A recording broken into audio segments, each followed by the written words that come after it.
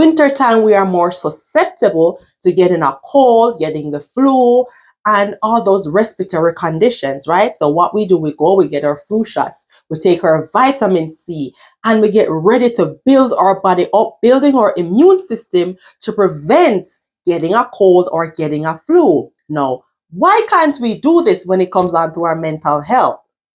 Rather, we try to cover things up when we're not feeling well. We cover it up and we don't share it with anybody. We don't seek help, right? So just as though you would protect your physical health, I want you to start protecting your mental health.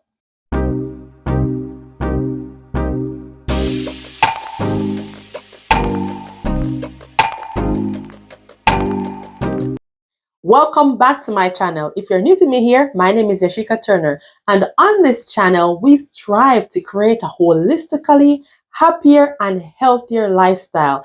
So if you want to be a part of that family, I would advise for you to go ahead and hit the subscription button right now. And while you're at it, please hit the notification bell so you won't miss my next videos to come.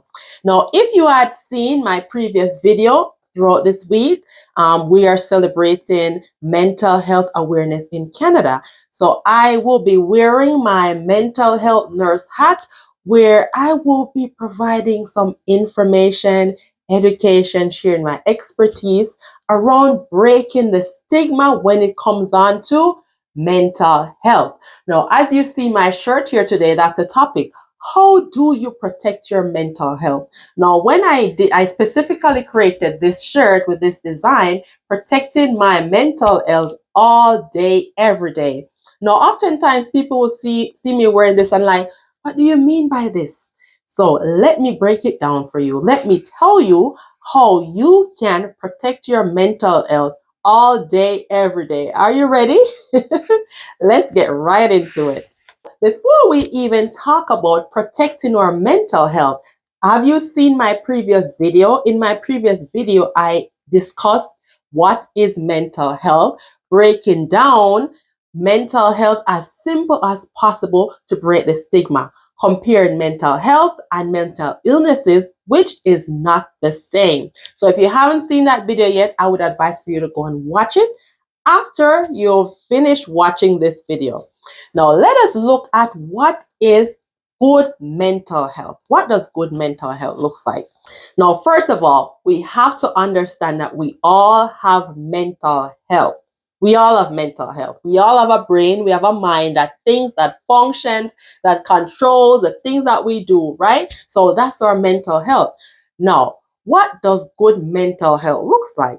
Number one, having a sense of purpose. Do you feel you have a purpose on this earth? Do you feel excited waking up each day to fulfill that purpose? Whether your purpose is to help someone, is to create something, is to go to work, is to take care of people. What is your purpose? Do you have that feeling of excitement that fuels you, makes you feel fulfilled? What is your purpose? If you haven't thought about that, write it down. What is my purpose? Do I feel purposeful? Write it down. So that's number one. Connecting to others, number two. Now, as human beings, we were not created to isolate ourselves, to keep ourselves in a box, to keep ourselves away from people. We were created to thrive together. No man is an island. And oftentimes, especially, I talk a lot about immigrants because being an immigrant myself, this is one thing that can negatively impact your mental health. Moving away from your support, moving away from family, friends, and persons who will help to pick you up when you're not feeling well. Now, this definitely can impact your mental health, making it poor mental health or good mental health, connecting with others. So, yet still, we are further away from friends, family, loved ones. It is important to maintain some form of connection, whether that be through telephone calls. There is video conference call all like everywhere these days, right? You can go on WhatsApp, call your loved ones, call a friend that you haven't spoken to in a long time. So it's having that connection, knowing that you're not by yourself, but yet still you are socializing with people. Because you know what? Isolating, being withdrawn, is a sign of mental illness, which is depression. That can be an early sign of depression. So you see it, you can tell, you can know your baseline.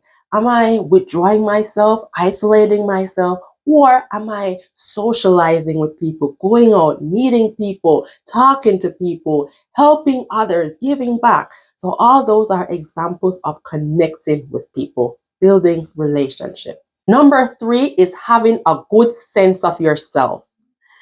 Understanding yourself, knowing what are the things that triggers you, what are the things that depletes your mental health, so you avoid those. It's being aware, creating awareness of your own personal mental health. What are the things that stresses you out? What are the things that keep you up at night? So it's knowing what are these things that will negatively impact my mental health. That is building your self-awareness. So that is number three. Number four, coping with stressors. No, we all have stressors hitting us left, right, and center. Whether that be financial stressors, work stressors, family stressors, the stress of relocating, trying to build, create a new life, starting from the bottom, creating your way up to the top, right? So stressors comes every day, different forms, right? But having a good mental health is being able to control your stressors, right? Not allowing the stressors to hold you down, weigh you down, but rather you create ways to manage those stressors, right? Being able to identify them and being able to maintain them, holding them down. Having poor mental health means that you're not able to cope with your daily stressors. So your stressors takes a hold of you, control you, rather than you are controlling your stressors. So that's what good mental health looks like. You know, we might have a tough day, a really bad day, or not even day, a really bad week, or a really bad season. But are you able to pick yourself out of that season? Are you able to look at the good things rather than focus on the negative things, right? So having that control of your emotions, of your stress, and being able to conquer it, right? Conquer it, hold it, and say, you ain't holding me down. I am rising out of this feeling. I'm rising out of this stress. And you seek help, right? That's enjoying life. Are you enjoying life, or you're just living in this down, sad moment of life? Are you just like nothing you're doing lights you up?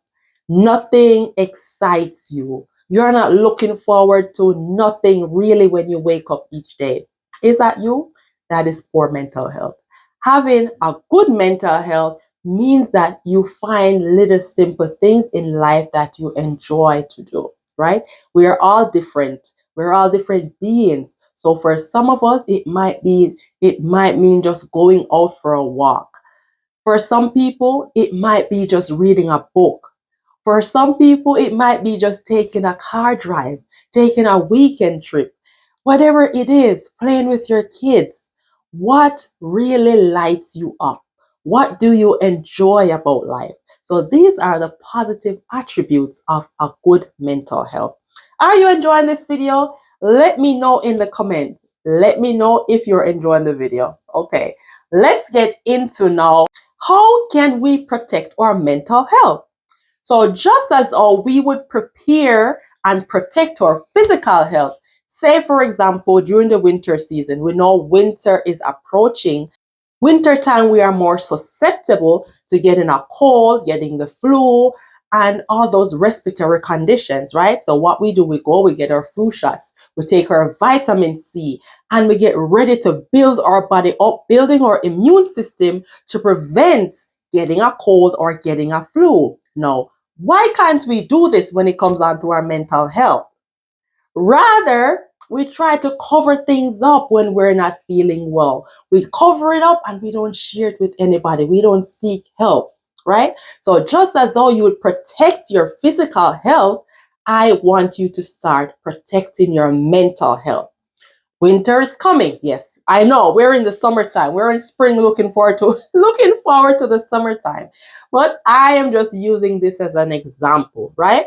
So winter time, this is one of the seasons that we're more susceptible to mental illnesses, signs of mental illnesses such as depression. So you get depressed, low mood, isolating yourself, not eating as much, not sleeping as much, or too little or too much, right? And throughout this time, we don't reach out to connect, to build up our support system. We don't find things that lifts our spirit, brings us joy. Rather, we isolate ourselves and we don't seek help. Why is that so? Tell me, I want to hear it in the comments. We are breaking the stigma. We are removing the mental health stigma, right? So now we're going to learn how to protect our mental health. First of all, it's getting out. It's not secluding yourself, not isolating yourself, but building your support system, having positive people around you to pick you up when you're feeling down. So that's the first thing I would advise for you to protect your mental health. Do not isolate yourself, but rather be open to community, open to support, open to network, open to friendship, open to relationship that will build you up. Do not be left alone. Number two is eating well. Do you get irritable and angry when you're hungry? That's me. I get very irritable when I'm hungry. So eating well to keep your blood glucose level normal. Yes, the physical health affects the mental health. The mental health affects the physical health. So you want to keep that balance. Eating, getting your nutrients, right? Nourishing the brain. So you're more alive, you're more alert, you're more active because you have all the nutrients that your body needs to function. So that is number two, eating well. Number three is getting enough sleep. Yes, it is not healthy, mentally healthy, to deprive yourself from sleep. On average, human beings need 7 to 9 hours of sleep each day. Are you getting enough rest? Are you resting your brain cells so your brain cells can be able to function, to think, right? Normally, rather than stressed, burnt out, frustrated, overwhelmed, leave the problems for today. Go to your bed and get your rest and be prepared, feel refreshed for a new day. So, getting enough sleep is protecting your mental health. I do not play with protecting my mental health. I go to bed, I'm like an old lady. I'm in bed before 10 o'clock. Between 9 and 10, that's my bedtime. If not, if I'm out and past 10 o'clock, everybody knows I get grumpy and I get miserable. My mental health now is starting to be compromised. Now I'm having a bad mental health, a poor mental health sort of, because how I'm thinking, how I'm feeling, and how I'm reacting to people is totally different. That's not like me. So I know that I need to put myself to my bed by 10 o'clock to feel revived and refreshed for a new day. Our other point is avoiding alcohol, drugs, and cigarettes. Yes, I know this is a big one for a lot of people. Like alcohol, like taking some substances, especially marijuana. As a mental health nurse, I am not an advocate for marijuana because there are chemicals that affect the brain that will cause drug-induced psychosis. I will not get into that now, but I will leave that for another video. Do you want to see that other video of me getting more into mental illnesses? Let me know in the comments and I'll definitely do videos around mental illnesses, right? So avoiding alcohol or avoiding the amount of intake of alcohol, substances, and of course cigarettes, which can negatively impact our mental and of course our physical health also. Activity and exercise. Do you stretch? Do you walk? Do you run? What do you do for your physical activity? What type of physical activity do you do? For me, I'm not big on the physical activities, but I do a lot of walking at work. So I will count that as my physical activity. And I go up and down the stairs here at my house. We have like different levels. So I do count that as physical activity.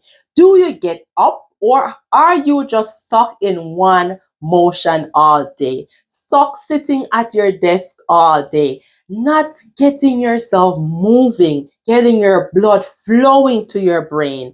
And of course, doing that picks your body up, right? So you're not feeling sluggish. You're not feeling like your brain now is all flustered, all fogged up, right? You need to think. So you need to start exercising, keep the blood flowing, right? Got me?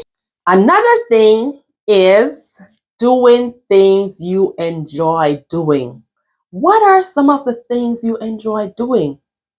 When was the last time you engaged in doing some of these activities? That is protecting your mental health, creating a balance in life. Is it that you like to draw, to sing? Is it creativity? Is it cooking? Is it helping people, reaching out to other people? What are the things that you like to do? What are the things that really lights you up? Think about it. Start doing some of those things to protect your mental health. Have a little fun, have a little laughter, right?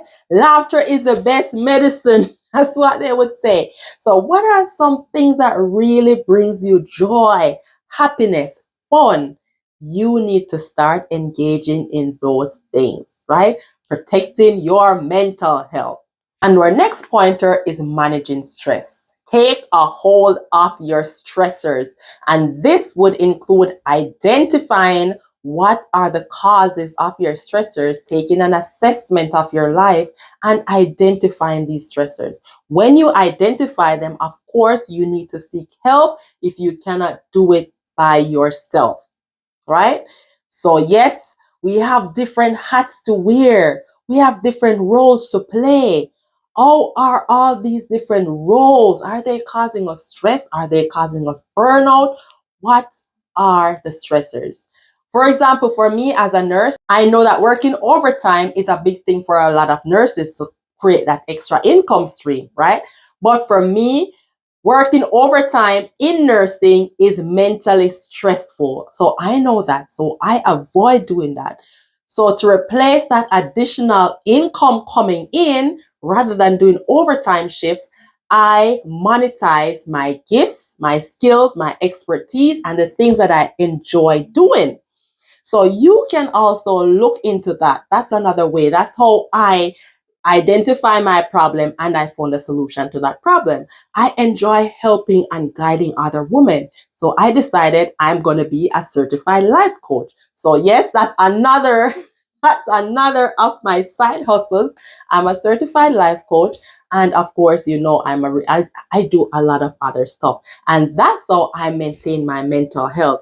I know my boundaries. I know when to say no, and I know the things that lights me up. Now, I would advise for you to also take that assessment and you go and decide what are you going to do more of what lights you up. Whether you're going to put a price on it, yes or no, but you need to start doing more of what lights you up. The other thing is saying no. Do you have a problem with saying no? A lot of people know their plate is full. They cannot take any more assignment or task for the day because it's just gonna topple them over into that stress, overwhelm, burnout feeling. But because they cannot say no, they feel guilty saying no, they say yes. And that yes just push up the stress level a little bit higher. Is that you? Are you guilty? Are you guilty? So we need to set boundaries. We need to know when our cup is full and we cannot manage a message more. We need to delegate, right? We need to reassign certain tasks. So if you are the head of the household and you know that you have to do every little thing, you have to go to work, you have to come home, do this, do that, your stress level is going to go through the roof. And that is going to affect your mental health. So you need to start delegating and assigning different tasks, offloading your plate so you can be mentally well.